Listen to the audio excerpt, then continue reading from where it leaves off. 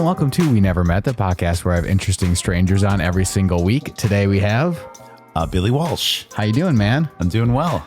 Good. Yeah, we've already been chatting about all the things you do. You do so much stuff. When I was looking you up, I was like, oh, like the initial thing I found you with was with your music. Sure. And then that went into something else. I'm pushing that the most right now. Yeah, and then that went into another thing as well. So yeah, we'll talk about all that stuff because you're presumably a super busy person. Yeah, it tends to add up, you know. Yeah, There's not enough hours in the day, but try to find some time where you can, you know. So you do improv, you do that. Yeah. You do music. Why did you decide to push music at this point now? Right now in the city, both with my professional career, I work for the company Sofar Sounds in Chicago. You work for them? I do. That's I work cool. full-time That's a really cool now. thing. Yeah. And that's an entire arc there. But finding them in 2016, I was just starting out. And music is something I've always been really passionate about and has always been like, you know, some people will have movies or poetry or film or books, but music has always been the thing that I follow closest and really like latch on to. Yeah. So obviously I wanted to pursue it and dabbled a bit in high school, but when I got out into Chicago and just realized like the wealth of opportunity, whether DIY or open mics or even, you know, potential venues, I knew I wanted to pursue it. Because you can perform anywhere at any given night pretty much. There's so much stuff going on all the time. Exactly. And starting out as a solo artist, it was really accessible for me and easy for me to make something my own, you know, and bring it out and share it with people, you know, perform something that I've worked on without having to rely on other people to show up or practice or organize. And with my improv group, the MoonSharks out here, we've been going strong for like 8 years at this point. Since college, the lot of us came from Illinois State University, our college improv group there. And I mean, we have alumni now that are doing really anything under the sun when it comes to performing, when it comes to acting, teaching, all that stuff. So we've got a really prestigious program there. And when we all came to the city, you know, we joined up with a few friends, one from sister school, Illinois Wesleyan, who we've known for a long time, named Lizzie. And then, you know, it's just me and the rest of the crew from Illinois State, and we all put this group together. But Wilem started with me improvising songs. Mainly from just hanging out in my apartment, learning guitar and not really having anything written. But I have this improv background. So I would sit there and play the, you know, 8 chords that I knew and mash them together, try and figure out melodies and improvise whatever, you know, I felt like singing about or make up a song or song title. And then booked a house show for my improv group one day. And it was like a month in advance, but then the day came and I was poor with reminding them. And it turned out, you know, of the 10 of us, I was the only one available that night. Really? So I had nothing prepared. I couldn't just get up there and improvise a set by myself. A one-man show. Yeah. But then I thought to myself, well, why don't I just make up a, you know, like folky character name or a band name or something and like go perform some of these improvised songs, and the shtick will be like this, you know, I thought kind of like a mythical, magical Bob Dylan, Dewey Cox kind of deal where it's silly and fun, but also like he's written a song about anything, anyone, any place, anything you could name. That he has a song title that's already been written. And so the shtick was to get up there and put on the Southern accent and be like, I got, you know, more songs in my bag than you can name. So yell out the name of a song that you think's never been written. I guarantee I've already written it.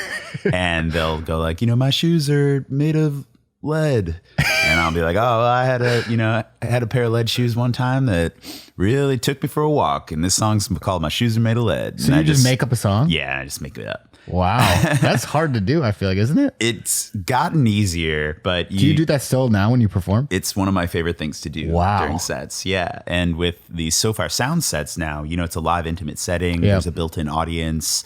There's just a ton of opportunity for someone like me who, you know, I'm coming up on a year married. I've got this full-time job. I've got other irons on the fire, you know, and so it's really difficult to try and build a base out here on your own and play mic after mic and beg for opportunity after opportunity. But I find myself ingrained in this community with Sofar, where I'm able to pick up, you know, now, I mean, it's a little different because I work full time and I'm able to communicate more effectively. But even still, when I was just playing for them, it was as easy as sending an email and picking up a show. Yeah. And because there's such a unique kind of performance where I'm not just at a bar, and I've tried improvising songs at bars and venues and stuff like Reggie's Rock Club I played, and I was like, all right, I'm going to improvise something, and it just does not vibe.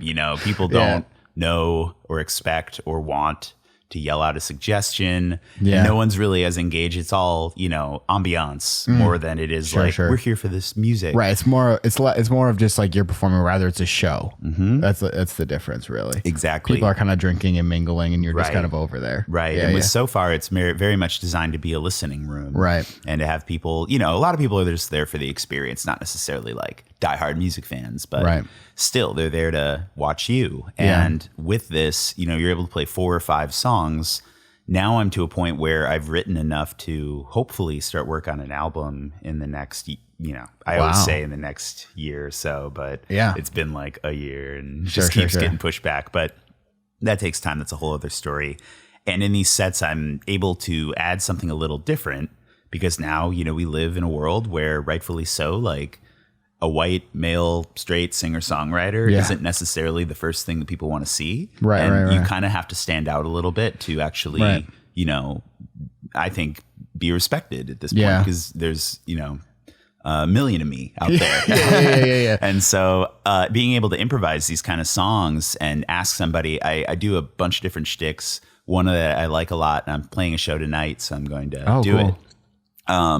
Is to have everyone close their eyes, and at the end of the week, you think about this whole week and what brought you here, right? And this kind of like meditative thing, and I want them to like think of a mantra, like what would your mantra be that got you through this week and got you to Saturday, and then I have them open their eyes and then calmly yell out one of their mantras, and usually like multiple people will yell out mantras, and I'll be able to just kind of like combine all that into the song title. Okay. And then I'll usually have a few chords prepared ahead of time that I know will riff into a full song, and I just go.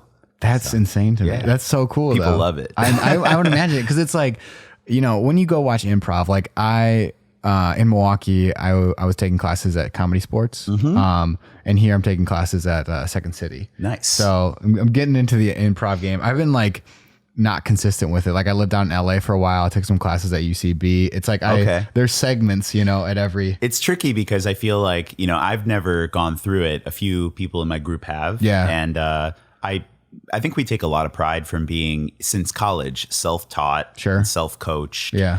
And being out in the city, we found opportunity without necessarily ingraining ourselves into the community, the improv and comedy community in general, which has had its own tumultuous ups and downs, especially in the last few years in Chicago. But what is valuable about it, especially for a young actor improviser, is like, again, it's a community. You're able to find your people, your tribe, your group, and really make a name for yourself. And that's where I have friends or at least acquaintances who are now on SNL or have been, Luke Null, Chris Red, a few people that came up through the same exact system I did, played the same shows I did, slept on my now wife's couch at one point, and now they're up in New York making SNL episodes, and so that community is completely valid. And in Chicago, it's rich. Yeah. But I feel like if you're bouncing around and you go from one school to the other, class after class, or you have to move, the inconvenient thing is like, if I move to LA tomorrow, you have to start at level 1. And it's become almost a joke, like I'm not starting improv at level 1 when I move out there. Because it's brutal. And we're to a point now where I feel like I secondhand have learned so much from workshops we've done, people we brought in. Lizzie Daniels, who's gone through all of IO, brought all of that to us. And we, for the last 2 years, have been mainly focused on a completely improvised dramatic play format. Cool. So we've been doing those for like 2 years as a group, and those have been really well received.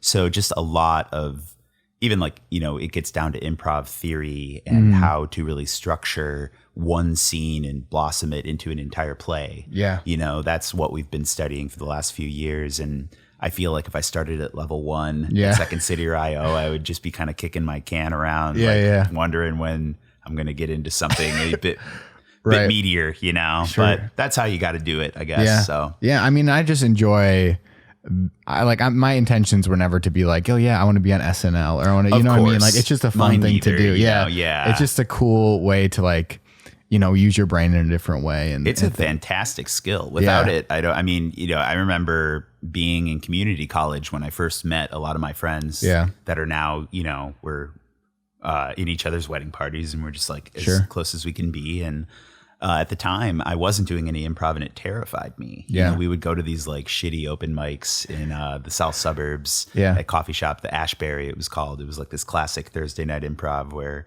you know, we would just like get high and go and like watch improv in the back of a coffee shop with an orange soda. Yeah. And it was just terrible. You know, it was just like all of these like townies that come in and think they're hot shit. And my friends would get up there and just like, they knew what they were doing. So they could run circles around these people that didn't know the rules of improv. Right. And it was incredible to me, but I didn't know the rules of improv yet. Yeah. So I tried to get up there a few times and I just didn't really know how to hold my own yet. Sure. So it would, you know, it was very much a dice roll every time I got up there and it made me nervous. So I avoided it. Yeah. But once I got to school, I auditioned for the group and I had known enough by then. I read a book called Truth and Comedy, which is like, you know, the improviser's Bible, I guess you could say.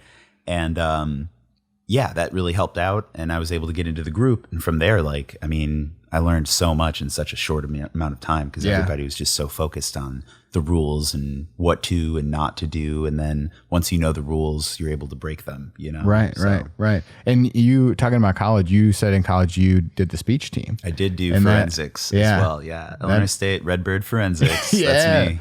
Yeah. That was my main reason for going to school at Illinois State. Oh, really? Yeah. I did community college for my first 2 years at college, and I was part of the Moraine Valley Community College speech team. I had heard about speech in high school, but I'd done musical theater and competitive theater in high school. What is competitive theater, by the way? Competitive theater is one of two things from the high school I came from, Revis High School in the south suburbs. There are two different kinds. There's contest play, which is like a short play with a set and costumes and everything. And, you know, it's your traditional 50-minute one-act play. Okay. And schools will put them up and compete the different plays against one another. So, how do you judge a play? There are individuals that would come in, you know, like 5 judges or whatever, whether they're, I don't really remember the criteria for why they'd be judges, but I think they're just, you know, educators or teachers or people that have done this in the past and been involved in the community and now judge. But I think a lot of it comes down to, you know, performance, obviously, set design. Yeah. You look at the rising, falling action, I guess, you know, the flow of the play. You look at the ensemble. You look at if any mistakes were made. Sure. We got to the state finals my senior year with a play called Tall Tales.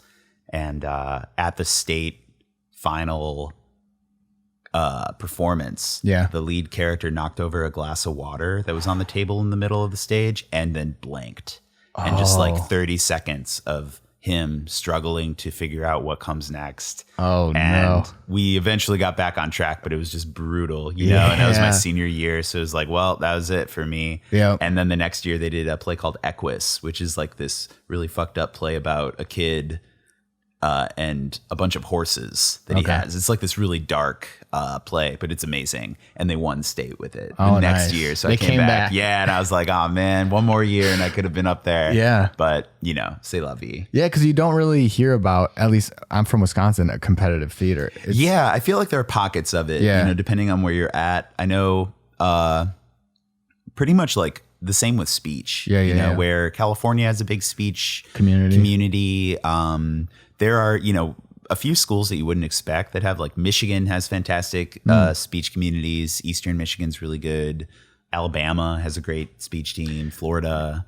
But Illinois, New York, you know, otherwise, like, you don't see a ton of it. Just like, it's not a widespread thing, competitive theater or speech. Yeah. But I got really into it. I was like obsessed with it, you know, but then improv kind of pulled me away from that and showed me another color of performance that I really took to, and start to blend those all together when you get up there doing these things now that you're an adult. And you have the freedom to decide what you want to perform and do. And that's why I'm able to do so many cool things in Chicago all the time. Yeah. Because I went to Bradley and there was kids from California, you could almost guarantee they were speech team kids. Yeah, they're recruited. Like Bradley, like I said earlier, was a juggernaut and still is a juggernaut. They've won, like, if you look at the record books, Bradley has, like, I'm just making this up, but they have to have like 20 of the last 30 years of titles. Yeah. National team championships, which is like the prestigious thing to win. And I've watched them win at national tournaments over and over again. Yeah.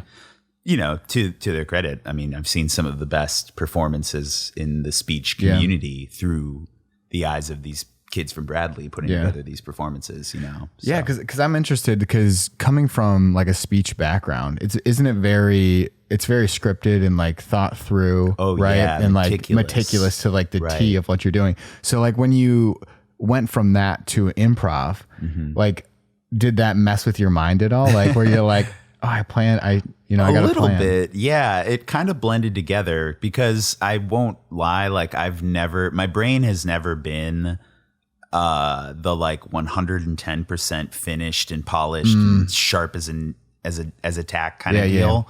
It's always kind of been like, get it 80% there and then just swing your bat at the rest, which isn't always good. I've learned, especially through having a professional career now, like you can't go 80% and be like, I'm good.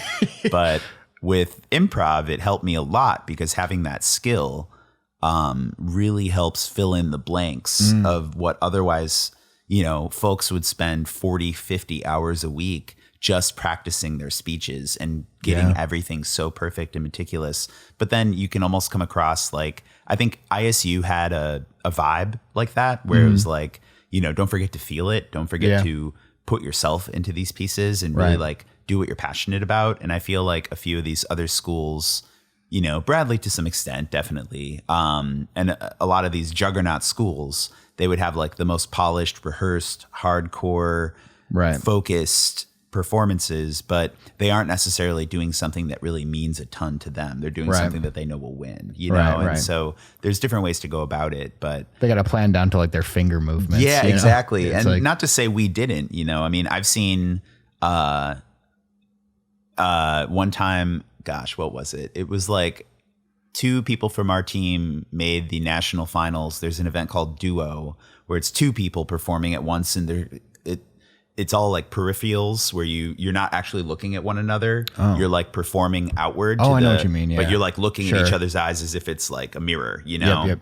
And that allows for all this blocking and movement and changes and like creating things together and pictures. And they cut a Legend of Zelda video game into a duo, and you just put a thesis behind it, an argument of some kind, and that's what makes it applicable to forensics. So whatever kind of argument you're trying to make, you can literally take anything and turn it into a speech piece if you have a valid argument that can be used, from like an intellectual standpoint. And they took a Zelda game and cut it into a performance and took, I think, like 5th or 6th in the nation with it. Wow. So it's really cool to see people just taking things that they really love and thinking through like, how does this apply? What argument can I make? Whether it's like something to draw from society or something I can just look up in a book, and apply. And then they go and get to perform it, Yeah. And it's a really cool aspect of that community. Yeah. So from a young age, were you doing all this stuff too? Or was this something you got interested more in as you developed as a person? I was the ghost of Christmas Present in a production of A Christmas Carol when I was in 3rd grade.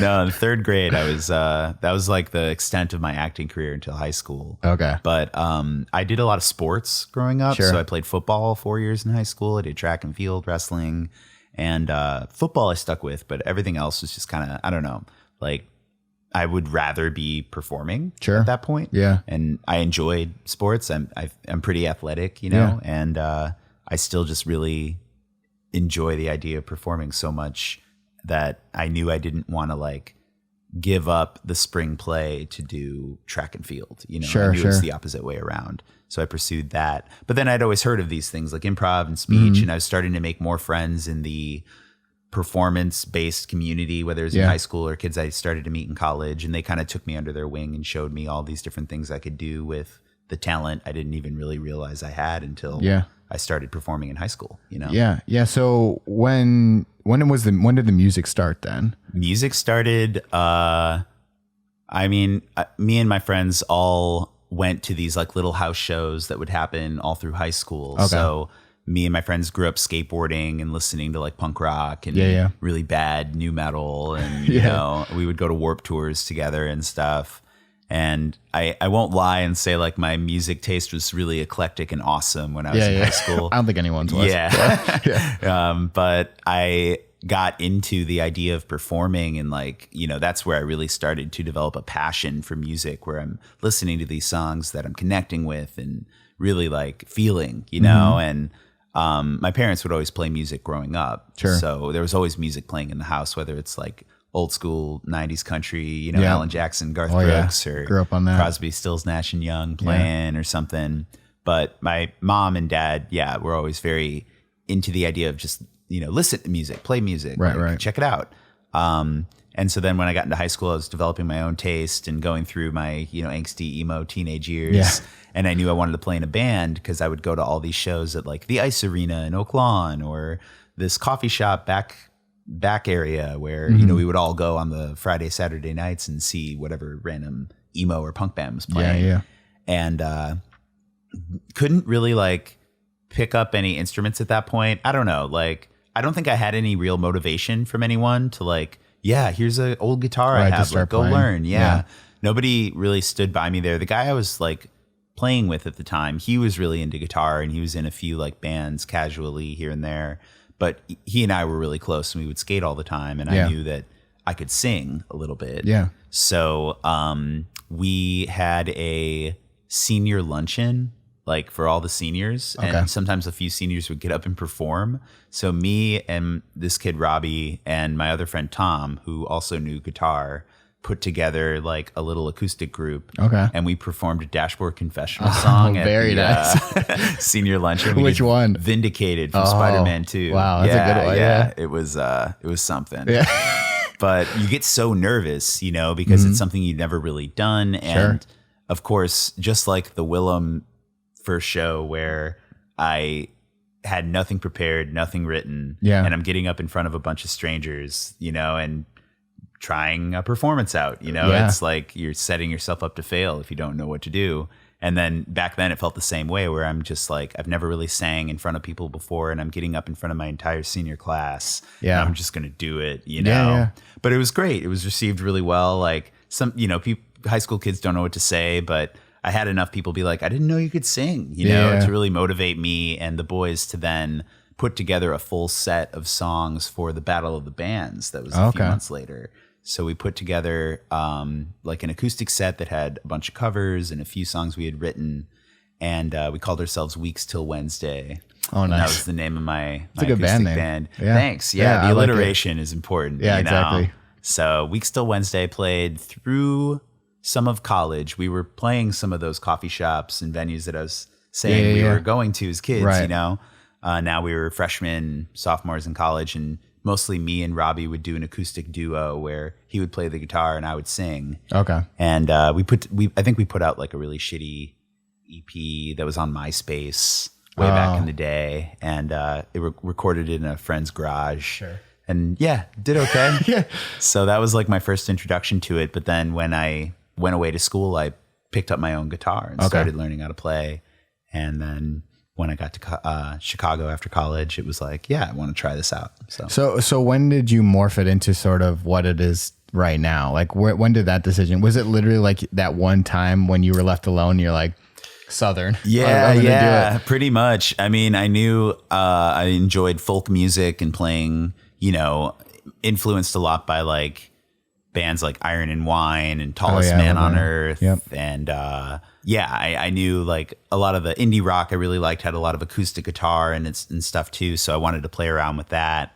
And I also really enjoyed the whole like high energy idea of like street performing or, you know, doing a one-man band kind of thing. So that's what I developed it into. And having a character around all that really helps, you know, ground it in such a way where you're able to put on this shtick. And I've had people come up to him and be like, so what part of the South are you from? We're from Alabama. We're in town. And I was like, oh God, I'm so embarrassed. I'm from here. It's just a thing.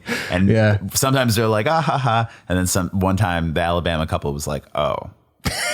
How dare you? Yeah. Like they felt insulted. And I was like, well, sorry. It's just an accent. So I've toned it down since. You know, I don't really put on the drawl as hard as I used to, unless I'm out street performing. Then it's a whole shtick. I got suspenders on and a tambourine on my foot and stuff. You know, people love that. Yeah. And the cigar box guitar stands out really well too. Right. Mm-hmm. Where do you even find that? Where did you find a cigar box guitar? My now wife bought it for me 5-6 years ago from a guy who makes them on Etsy. So there's this guy in Miami. I've looked him up. I want to say it's like the Rose Company or something. And it's just this like, you know, late 50s, early 60s looking dude with like long white hair. He lives in Miami with his wife. And they just make cigar box guitars. And they're amazing. They're cool. It looks really cool. I've been looking to re-up because I've been playing this one. I played the shit out of it to the point where like it barely works now. You know? And I still use it for one song every time I perform. I've got my favorite song called Daisy, which we haven't recorded yet. But it's just the most high energy, enjoyable song to play. And you get people clapping along and singing. And then when you bust out the cigar box guitar, you know, people really respond to that. And it helps that my buddy in our duo plays the musical saw. So he just like wails on that saw and people go nuts. People can't believe what they're seeing. They've just never even thought to Google that before. Or it's such a unique sound that comes out of that thing. It sure is. If you look at it, you're like, that's not the sound I would picture. That thing would. This like weird, like acoustic theremin kind of sound where it's got this warble. And the more Jake plays it, the more he really starts to get a feel for where it should be used in the songs and like where he should be playing it. You know, and granted, like it's not like he's classically trained in like where these notes are or whatever, but we've been, you know, figuring it out with time and we just jam. He enjoys it. He's sometimes really hard on himself, which is funny. Like he's just jamming on the saw and he'll be like, oh man, I totally messed up that song. I was like, dude, no, you didn't. Like you just played the saw. Like, everything was great, you know? But he's very hard on himself, which I respect.